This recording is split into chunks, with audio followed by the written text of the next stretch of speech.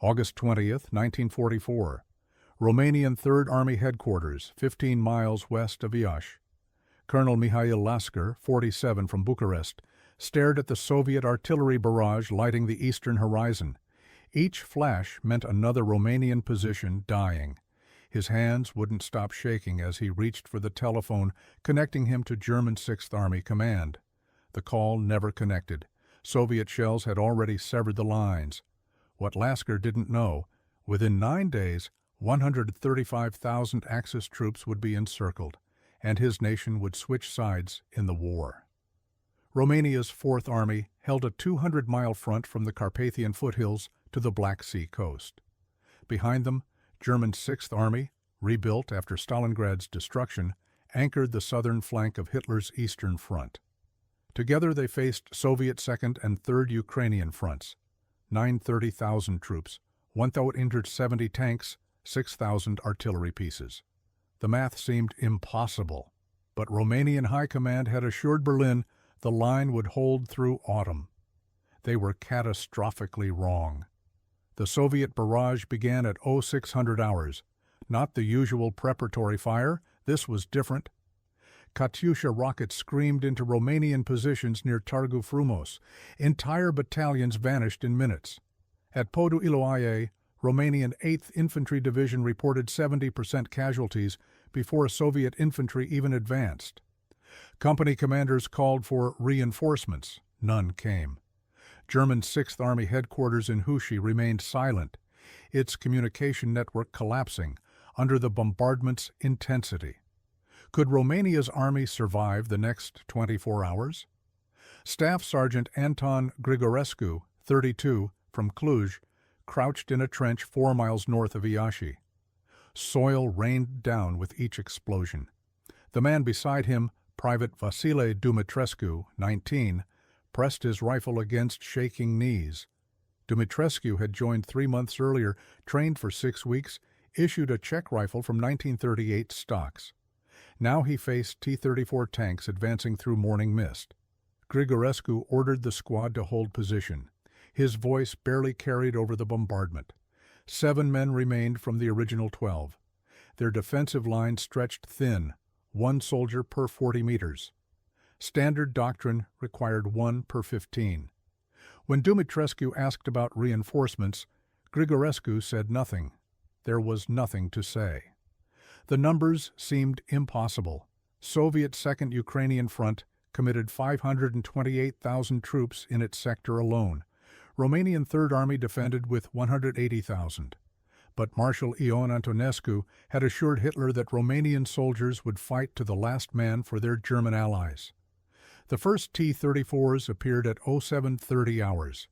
Grigorescu counted 8 tanks moving through wheat fields. Behind them, Soviet infantry in brown uniforms advanced in company strength. His squad had 2 anti-tank rifles. Romanian doctrine taught that 2 rifles could stop 8 tanks if positioned correctly and supplied with armor-piercing ammunition. They had neither correct positions nor armor-piercing rounds. Dumitrescu fired first. The round sparked off a T-34's glacis plate. The tank's turret rotated toward their position. Grigorescu pulled Dumitrescu down as the 76mm gun fired. The explosion killed 3 men instantly. Grigorescu felt warm blood on his face, not his own. He grabbed Dumitrescu and ran. While Grigorescu's squad collapsed near Iași, 80 miles south at Leușeni, Romanian Fourth Army faced similar devastation. Soviet Third Ukrainian Front, under Marshal Fyodor Tolbukhin, had positioned 402,000 troops opposite Romanian and German positions along the Prut River. At dawn, Soviet artillery opened fire. Romanian defensive positions, dug into riverbanks, offered no protection against the barrage's intensity. Lieutenant Colonel Gheorghe Manoliu, 51, from Craiova, commanded 4th Infantry Regiment at the Prut Crossing. He'd fought at Stalingrad, survived the encirclement by volunteering for German supply missions through Soviet lines. He knew what happened when defensive positions collapsed. He'd seen the frozen bodies outside Stalingrad's perimeter. Now he watched his regiment disintegrate in real time. Soviet Sturmovik ground attack aircraft appeared at 0800 hours. They flew low, below 200 feet, strafing Romanian positions with 23mm cannons. Manoliu ordered his men into bunkers. The bunkers collapsed under direct hits. When he emerged, half his regiment had fled. The other half lay dead or wounded. He found a working radio and called division headquarters in Galați. The response shocked him. Division headquarters had already evacuated. His regiment, what remained of it, was on its own. That single action multiplied. Within 6 hours, Romanian Fourth Army's entire defensive line along the Prut River collapsed. German intelligence confirmed Soviet forces had achieved breakthrough in multiple sectors. Nobody had predicted the speed. German Sixth Army headquarters finally responded at 1,000 hours. General Maximilian Fretter-Pico, commanding the Army's southern wing, ordered immediate counterattack. His plan required Romanian Third Army to hold positions near Iași, while German divisions repositioned for flanking maneuver. Standard doctrine, sound tactics. One problem: Romanian Third Army no longer existed as a cohesive force. At Târgu Frumos, Colonel Lascăr received fragmentary reports from surviving units. 2nd Infantry Division scattered. 8th Infantry Division, combat ineffective. 9th Infantry Division, location unknown. He calculated available forces, perhaps 30,000 troops from original 180,000 in his sector. Some had died. Most had simply melted away, Romanian soldiers heading home to protect families from what they knew came next. Lascăr drafted a message to Romanian High Command in Bucharest. He chose words carefully, knowing German liaisons would read everything. The situation was critical. Immediate reinforcements essential. Without support, the line would collapse completely within 24 hours. He never sent the message. Soviet artillery destroyed his headquarters at 11:45 hours. 500 miles northeast in Moscow, Soviet Stavka had planned this operation for 3 months. General Alexei Antonov, 47 from St. Petersburg, served as Deputy Chief of General Staff. Throughout May and June 1944, he'd coordinated with 2nd and 3rd Ukrainian Front commanders to design the offensive's operational framework. The solution emerged from studying German defensive doctrine. Wehrmacht strategy relied on rapid mobile reserves crushing breakthroughs before they widened. Soviet planners decided to create so many simultaneous breakthroughs that German reserves couldn't respond to all of them. What enemy intelligence documented: Soviet attack methods prove increasingly sophisticated, traditional defensive responses inadequate. The problem: Wehrmacht possessed no alternative responses. Antonov's plan required precise coordination between 2 separate fronts attacking 150 miles apart. 2nd Ukrainian Front would strike near Iași, drawing German reserves north. Simultaneously, 3rd Ukrainian Front would break through at the Prut River, exploiting the gap created by German redeployment. Within 48 hours, both fronts would wheel inward, encircling Axis forces in a massive pocket.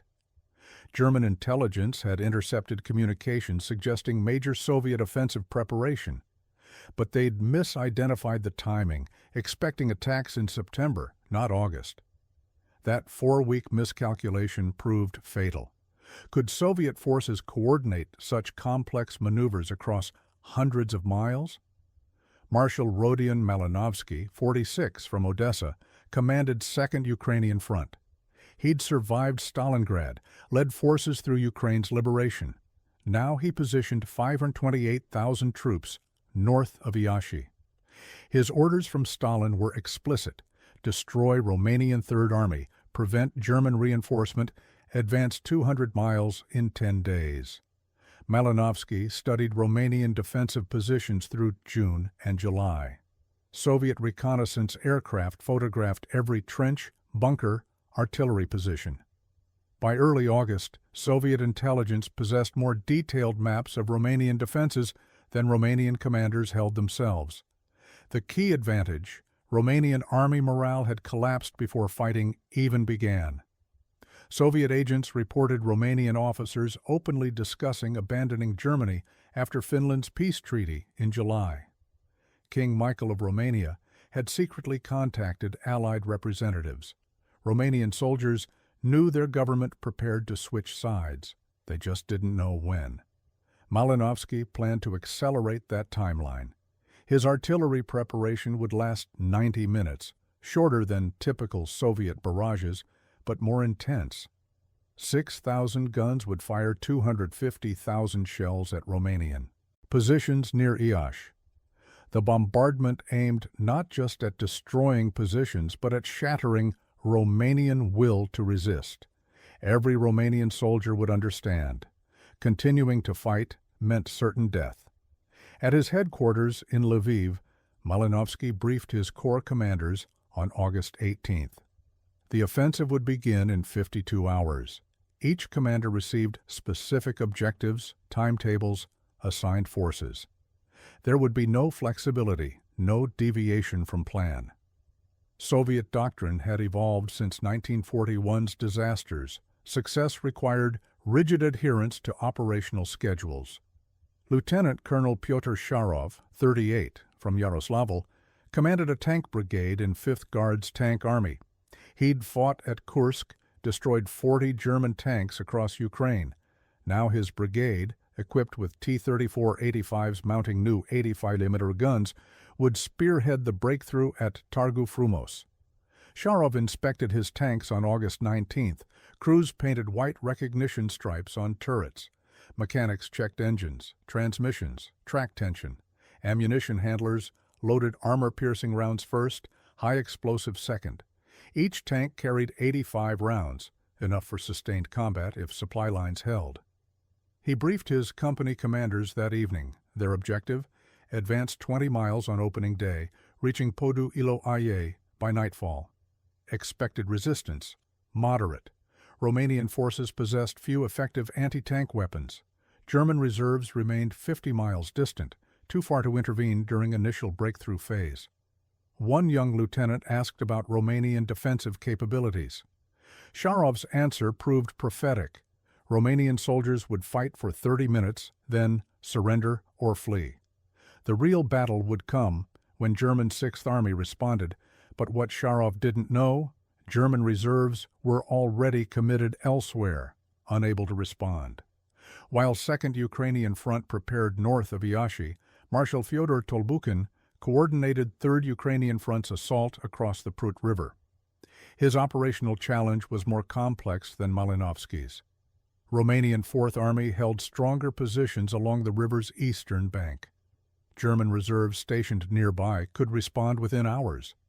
Breaking through required not just firepower, but perfect timing. Tolbukhin's solution involved deception on massive scale. Throughout July, Soviet engineers constructed fake tank formations 60 miles south of the actual breakthrough sector.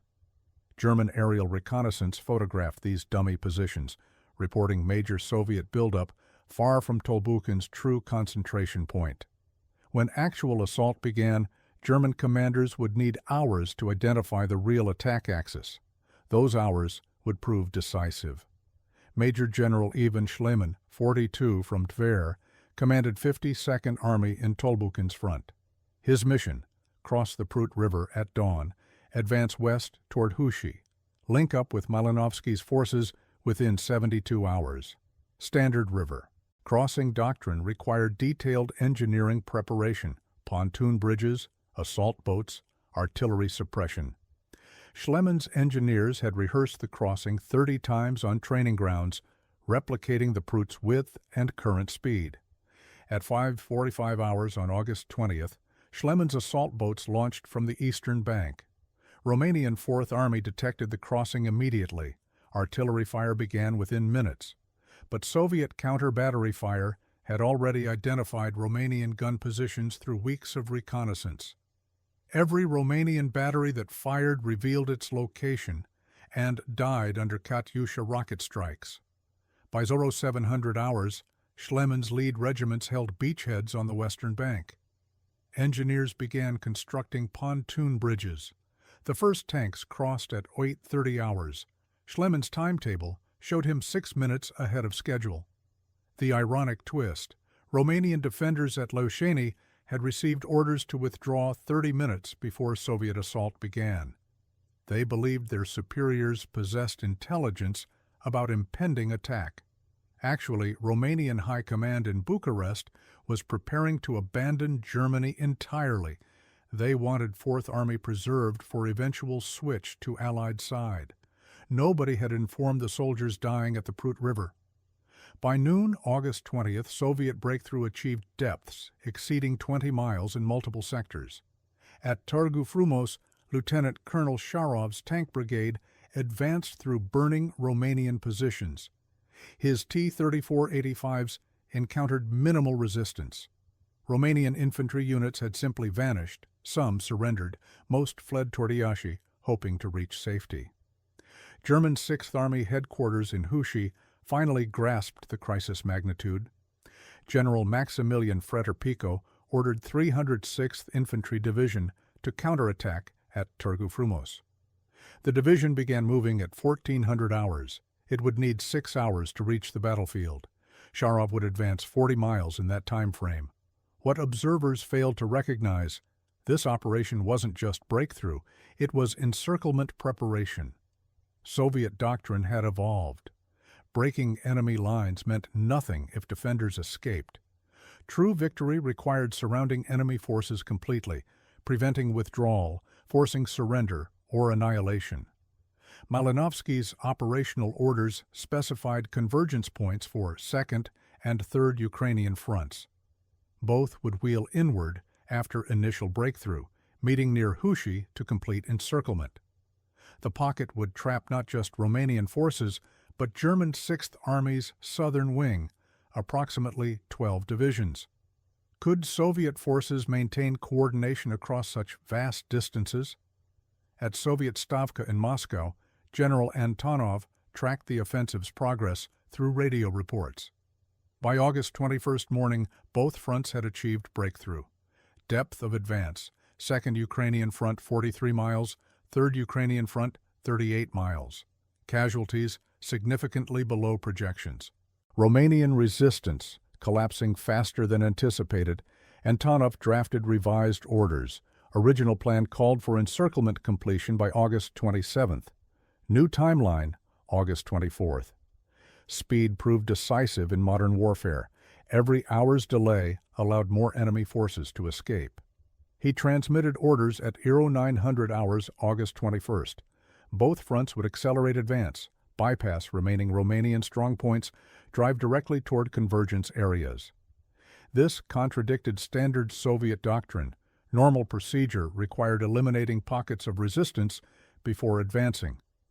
Antonov gambled that Romanian forces posed no threat to Soviet supply lines. The gamble succeeded. Romanian units bypassed by Soviet advance simply surrendered to following echelons or walked home. 300 miles west, in German Army Group South Ukraine headquarters at Tiraspol, Field Marshal Johannes Friesner confronted disaster. Reports indicated Soviet forces advancing 50 miles daily. Romanian Third Army had ceased to exist. Fourth Army showed signs of imminent collapse. German divisions remained scattered across southern Ukraine. Repositioning them to block Soviet advance would require days. Friesner possessed one option: withdraw Sixth Army immediately before encirclement closed. Hitler's orders forbade retreat without explicit Führer authorization. Friesner drafted an urgent request at 1700 hours, August 21st. He explained the situation: immediate withdrawal essential to preserve Sixth Army. Delay meant certain destruction. Hitler's response arrived 6 hours later. No retreat. Sixth Army would hold present positions. German reinforcements were en route from Crimea. Those reinforcements didn't exist. Crimea had been evacuated in May. Hitler's strategic planning now operated completely divorced from battlefield reality. At Târgu Frumos, now 40 miles behind Soviet lines, Colonel Lascăr emerged from rubble that had been Romanian Third Army headquarters. He'd survived the artillery strike through luck. He'd been in the headquarters latrine when shells hit the command building. 18 staff officers died instantly. Lascăr, covered in dust and blood from minor cuts, was the senior surviving officer in a sector that no longer mattered. He found a working motorcycle and rode toward Iași. The roads were clogged with refugees, Romanian soldiers without weapons, civilians fleeing what they'd heard about Soviet occupation. Nobody stopped him. Nobody saluted. The army had simply dissolved. Lascăr reached Iași at midnight August 21st. The city was dark, electrical systems destroyed by bombardment. He located Romanian Fourth Corps headquarters in a school building. Inside, chaos. Officers burning documents, destroying code books, preparing evacuation. The Corps commander, General Dumitru Dămăceanu, 53, from Ploiești, sat at a desk writing orders nobody would execute. When Lascăr reported the Third Army's destruction, Dămăceanu showed no reaction. He'd received similar reports from every sector. Romanian forces northeast of Iași, gone. Southeast, surrounded. Southwest, retreating without orders. Dămăceanu revealed the truth. Romanian government was negotiating with Soviets. Within days, possibly hours, Romania would switch sides. Every Romanian soldier fighting Germans would become Allied soldier, fighting alongside Germans against retreating Germans. The absurdity made Lascăr laugh, hysterical laughter of a man who'd lost everything for a cause about to reverse. While Romanian command structure disintegrated, German Sixth Army attempted to establish new defensive line west of Iași. General Fyodor positioned 306th Infantry Division, 294th Infantry Division, and 13th Panzer Division along the WWII River. This line would theoretically block Soviet advance, buying time for reinforcements. The line lasted 18 hours. Soviet Second Ukrainian Front's lead elements reached the WWII River on August 22nd morning. German 306th Infantry Division occupied positions on the western bank. Soviet tactic: don't attack the strong point directly, outflank it. Lieutenant Colonel Sharov's tank brigade found a crossing point 12 miles south. His T-34-85s forded the river at dawn, water depth only 4 feet, easily navigable. By noon, Sharov's brigade had penetrated 10 miles beyond the WWII River. German defensive line now had Soviet tanks in its rear. The 306th Infantry Division commander ordered immediate withdrawal. His division retreated 20 miles, establishing new positions. Those positions lasted 12 hours before Soviet forces outflanked them too. Could German forces establish any defensive line that would hold? The pattern repeated across the entire front. German doctrine relied on linear defenses. Soviet operational art emphasized deep penetration and encirclement. Linear defenses couldn't stop forces that simply drove around them. By August 23rd, German Sixth Army's southern wing existed inside a shrinking pocket with Soviet forces closing from 3 directions. At Huși, Sixth Army headquarters prepared final defense. Engineers rigged bridges for demolition. Supply officers burned fuel dumps rather than allow Soviet capture. Staff officers destroyed documents. The signs were unmistakable. Encirclement was complete. General Fyodor drafted one last message to Field Marshal Friesner. His army was surrounded. No possibility of breakthrough. Ammunition nearly exhausted. He requested authorization to attempt breakout toward southwest. Perhaps some forces could escape before pocket closed completely. Hitler's response arrived August 23rd evening. Hold present positions. No retreat authorized. In Bucharest, King Michael of Romania acted decisively. At 2200 hours, August 23rd, Romanian Royal Guard arrested Marshal Ion Antonescu, Romania's pro-German dictator. Simultaneously, Romanian units received orders to cease fighting Soviet forces and begin attacking German positions. The war had just reversed for every Romanian soldier. Lieutenant Colonel Manoliu detected the change at 2330 hours, August 23rd. German officers at 4th Infantry Regiment's headquarters suddenly became hostile, hands moving toward pistols, suspicious glances. A Romanian liaison officer rushed in with the announcement, Romania had switched sides. All Romanian forces were now Allied forces. German troops were now enemies. Manoliu faced an impossible decision. His regiment held positions alongside German 79th Infantry Division. For 3 years, he'd fought beside these men, shared rations, coordinated fire support. Now he was supposed to kill them. Could any officer execute such an order without hesitation?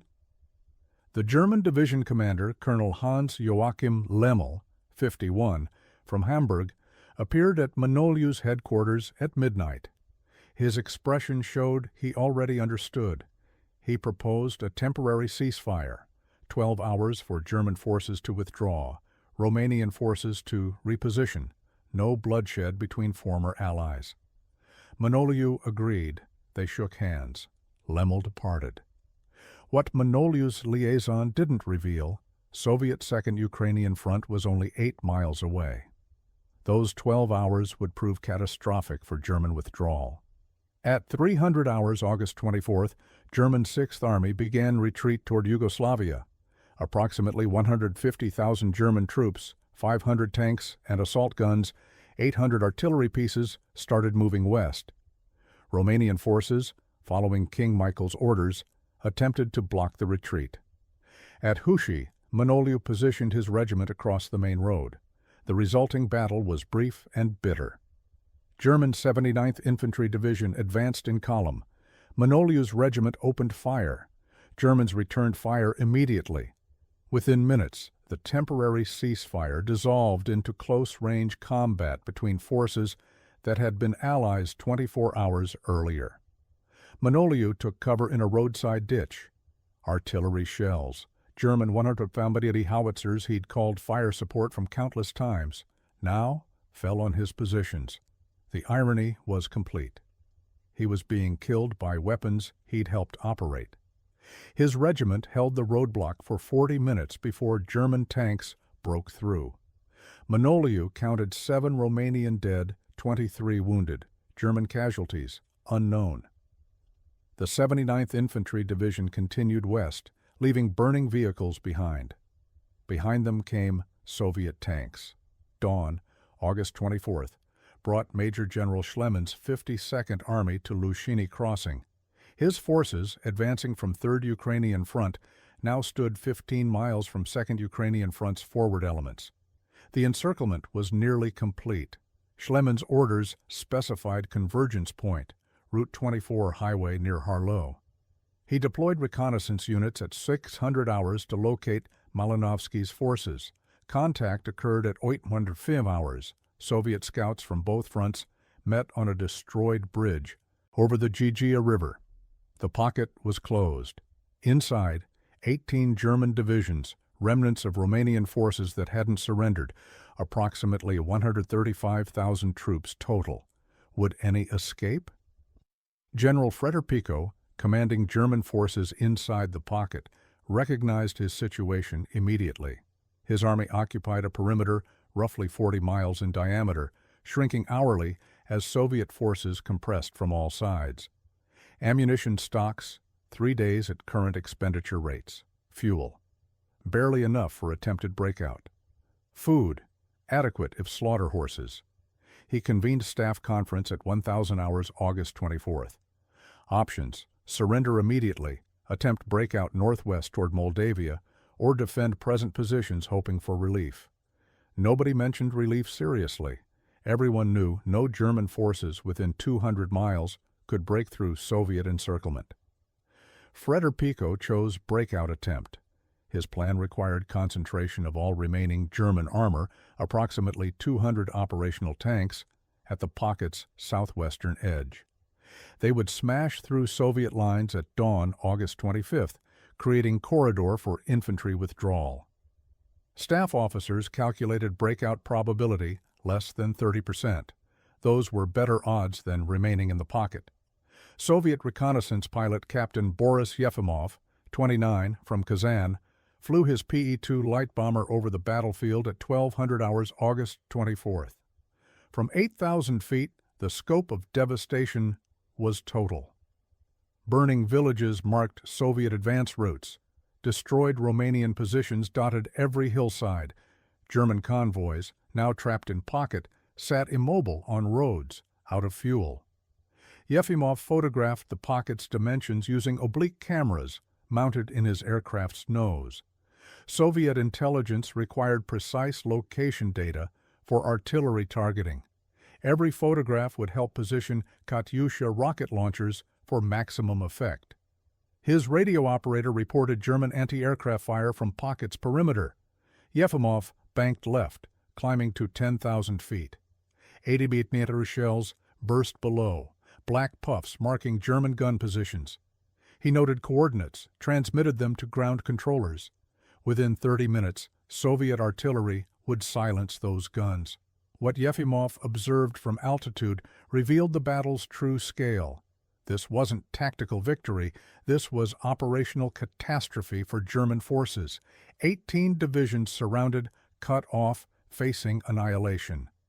When Soviet forces finished here, Hitler's entire southern flank would collapse.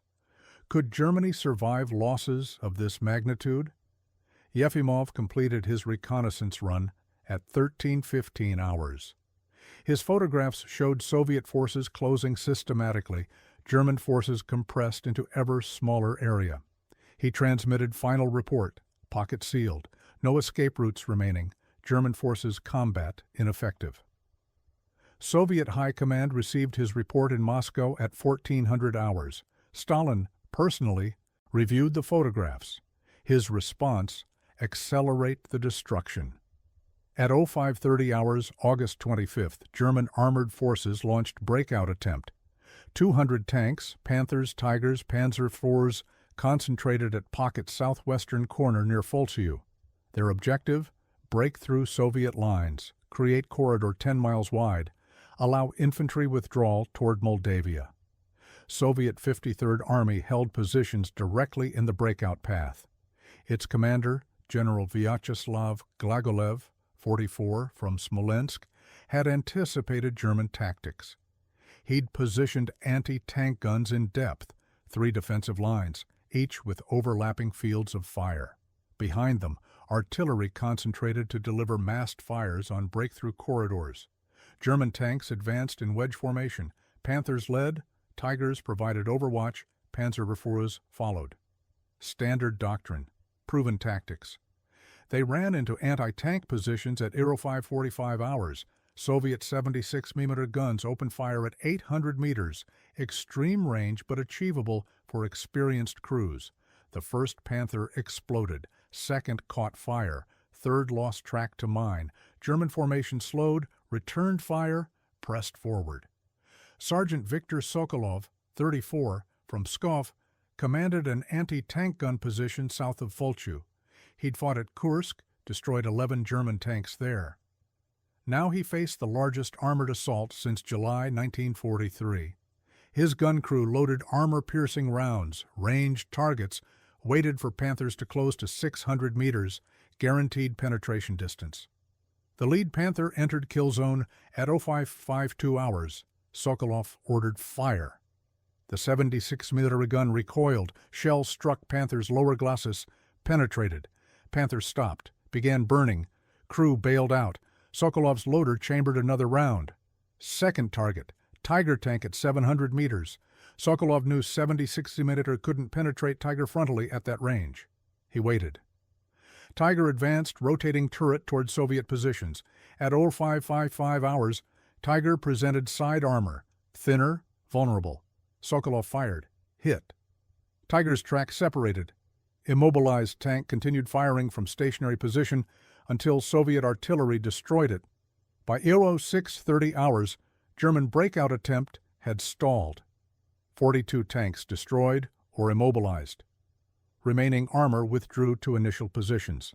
The corridor never opened. German infantry inside pocket would stay there. Through August 25th and 26th, Soviet forces systematically compressed the pocket. Artillery fired continuously, Katyusha rockets, heavy mortars, 152mm howitzers. German defensive perimeter shrank from 40 miles diameter to 20 miles by August 26th evening. Inside the pocket, conditions deteriorated rapidly. Ammunition nearly exhausted. Medical supplies gone. Doctors performed amputations without anesthesia. Water scarce. Troops drank from shell craters. Food stocks depleted. Horses slaughtered. Meat distributed raw. General Fyodor faced reality. Further resistance meant pointless casualties. His forces couldn't break out. Relief wouldn't come. Surrender was inevitable. At 1800 hours, August 26th, he authorized staff officers to contact Soviet commanders regarding capitulation terms. The response arrived within hours: unconditional surrender. German forces would lay down arms immediately. Officers retained sidearms until prisoner processing complete. Fyodor agreed. At 800 hours, August 27th, German Sixth Army ceased organized resistance. White flags appeared across the pocket.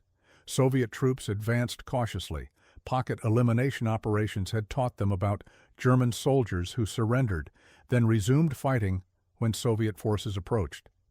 But this surrender was genuine. Exhausted German soldiers emerged from positions, hands raised. Tank crews disabled vehicles before walking toward Soviet lines. Artillery crews spiked guns. Within 6 hours, 98,000 German and Romanian troops became Soviet prisoners. The pocket had been eliminated. German Sixth Army effectively ceased to exist. The statistics defied conventional military wisdom. In 9 days, Soviet Second and Third Ukrainian fronts had advanced 250 miles, encircled and destroyed 18 Axis divisions, captured 106,000 prisoners, seized or destroyed 520 tanks, 840 artillery pieces, 7,000 vehicles. Soviet casualties: 1,397 killed, 54,000 wounded, remarkably low for offensive operations of this magnitude. Romanian losses exceeded 98,000 killed and captured before the nation switched sides. German Sixth Army, rebuilt after Stalingrad's catastrophe, was destroyed again in fewer days than the original encirclement had taken. But these numbers told only tactical story. The strategic impact radiated outward, transforming the entire European war's trajectory. What enabled such devastating success? The convergence of multiple factors: Romanian collapse destroying Axis defensive coherence, Soviet operational coordination reaching new sophistication levels, German leadership paralyzed by Hitler's refusal to authorize retreat. Any single factor alone might have produced limited success. Combined, they generated catastrophe. The operation demonstrated evolved Soviet military art. Not the brutal frontal assaults of 1941-42, not even the methodical offensives of 1943. This represented true deep operations doctrine, fully realized. Simultaneous breakthroughs across vast frontages, rapid exploitation into operational depths, precise convergence timing for encirclement. The theory Soviet military academies had taught throughout the 1930s finally translated into battlefield practice. Marshal Malinovsky's Second Ukrainian Front had advanced with unprecedented speed. In previous operations, Soviet forces achieving 40-mile penetrations required weeks. Here, 43 miles in 36 hours. The difference: Romanian defenses collapsed so rapidly that Soviet forces never paused to consolidate, never stopped to eliminate bypassed strongpoints. Continuous momentum proved decisive, but momentum alone couldn't explain the outcome. German Sixth Army's paralysis contributed equally. Field Marshal Friesner had recognized the disaster unfolding and requested authorization to withdraw.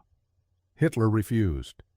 Every hour's delay in beginning retreat allowed Soviet encirclement to close tighter.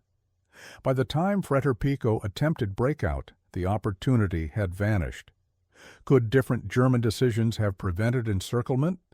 Military analysts debated this question throughout subsequent decades. Consensus emerged: immediate withdrawal on August 21st, when Soviet breakthrough became apparent, would have saved most of Sixth Army. But Hitler's strategic thinking had become completely divorced from operational reality. He believed will alone could reverse military disasters. The Jassy-Kishinev operation proved otherwise. Romania's defection transformed the strategic landscape overnight. One day, Romania fought alongside Germany. Next day, 300,000 Romanian troops became Allied soldiers. This swing, 600,000 troops changing sides, exceeded any previous alignment shift in the war. Bulgarian government, observing Romania's switch, declared neutrality within weeks, then joined Allies in September. Germany's entire Balkan position collapsed. Soviet forces now possessed clear path through Romania into Hungary and Yugoslavia. German forces in Greece found themselves cut off. They would spend autumn 1944 retreating desperately through hostile territory, suffering continuous partisan attacks. The operational cascade effects multiplied geometrically. With German Sixth Army destroyed and Romania hostile, Wehrmacht possessed no forces capable of defending Hungary's eastern approaches. Soviet Second and Third Ukrainian fronts paused only 3 weeks before launching Budapest offensive in October. By December 1944, they would besiege the Hungarian capital. Marshal Tolbukhin's Third Ukrainian Front pivoted south after Jassy-Kishinev, liberating Bulgaria without major combat. Bulgarian forces then joined Soviet operations against German Army Group E, retreating from Greece. The Balkans, which Hitler had considered secure rear area, became active front consuming German divisions desperately needed elsewhere. In Moscow, Stalin recognized the operation's significance immediately. This was vindication of Soviet military system, the operational art doctrine developed between wars, refined through brutal combat, now delivering decisive results. He promoted Malinovsky to full marshal rank. Tolbukhin received similar recognition. Both would command fronts through war's final campaigns. But for individuals who'd survived the battle, statistics and strategic impact meant less than personal experiences. Colonel Mihail Lascăr, who'd watched Romanian Third Army disintegrate, emigrated to France in 1947. He never spoke publicly about August 1944. The shame of collapse remained too painful. He died in Paris in 1963, carrying memories of that telephone call that never connected. Staff Sergeant Anton Grigorescu, who'd fled his position near Iași with Private Vasile Dumitrescu, survived the war. Dumitrescu didn't, killed in December 1944 fighting alongside Soviet forces against retreating Germans in Transylvania. Grigorescu attended Dumitrescu's funeral. The young private who'd shaken in the trench at Iași received full military honors from the Romanian army that had abandoned him in August. Lieutenant Colonel Fyodor, whose tank brigade had spearheaded 2nd Ukrainian Front's breakthrough, fought through to Berlin. His brigade destroyed 147 German tanks between Romania and Germany. He received Hero of Soviet Union decoration in May 1945. Post-war, he commanded tank divisions in Soviet Germany until retirement in 1965. Major General Ivan Schliemann, who'd crossed the Prut River on schedule, led 52nd Army through remainder of war. His forces participated in Vienna offensive in spring 1945. He survived Stalin's post-war purges, rare achievement for Soviet generals. He wrote extensive memoirs describing Jassy-Kishinev operations planning and execution. Those memoirs became standard texts in Soviet military academies. General Maximilian Fretter-Pico spent remainder of war in Soviet captivity. Released in 1955, he returned to West Germany, died in 1967. His captured war diary provided detailed German perspective on the encirclement, confirming that Hitler's refusal to authorize timely withdrawal had doomed Sixth Army as completely as 1943 decisions had doomed the original Sixth Army at Stalingrad. For German military as institution, Jassy-Kishinev represented culmination of Eastern Front's long deterioration. In 1941, Wehrmacht had advanced with seeming invincibility. By 1943, they fought defensive battles with skill but declining strength. By 1944, even defensive skill couldn't compensate for numerical inferiority and strategic paralysis. The operation demonstrated that Soviet forces had achieved not just numerical superiority, but operational superiority. They could execute complex maneuvers Wehrmacht could no longer counter effectively.